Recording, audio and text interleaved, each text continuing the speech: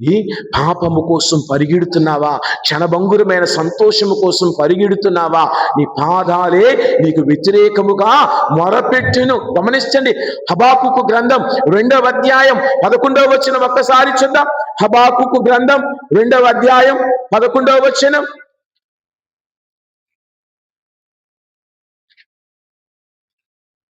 ఉందమ్మా అసలు.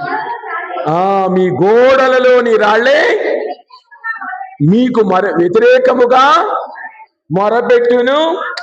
ఆ మొర మీ ఇంటి వాసముల నుండి అదంట మన ఇంటి వాసముల నుండి ప్రతిధ్వనించును అన్న మాటలను చూస్తూ ఉన్నాం. ప్రియా సహోదరి సహోదరులారా, హబాకుకు గ్రంథములో 11వ అధ్యాయములో మనము చదువుతూ ఉన్న మాటలు,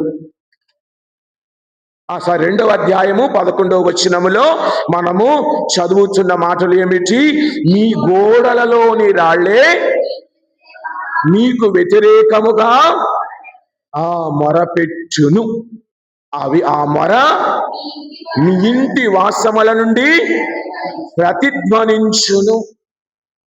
నేను చక్కగా ఇల్లు కట్టుకున్నా, అందంగా ఇల్లు కట్టుకున్నా కదా, ఇంటిలో చక్కగా నేను ప్రేమించే టీవీ ఒకవైపు పెట్టా, నేను ఆనందించే రెఫ్రిజిరేటర్ ఫ్రిడ్జ్ ఒకవైపు పెట్టా, నేను వండుకునే వంట చక్కని 5-6 స్టవ్లతో ఉన్నటువంటి లేటెస్ట్ కదా అక్కడ పెట్టా.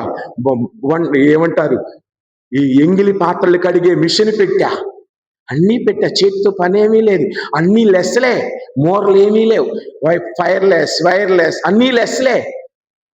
మన జీవితంలో ఏదీ కష్టపడకుండా అన్నీ జరిగిపోతూ ఉన్నాయి. అందుకే కొలెస్ట్రాల్ పెరుగుతూ ఉంది, బీపీ పెరుగుతూ ఉంది కదా, అన్నీ పెరుగుతూ ఉన్నాయి. తగ్గేది ఒకటే, ఇంటిలో పని తగ్గుతుంది, శరీరంలో కొవ్వు పెరుగుతుంది.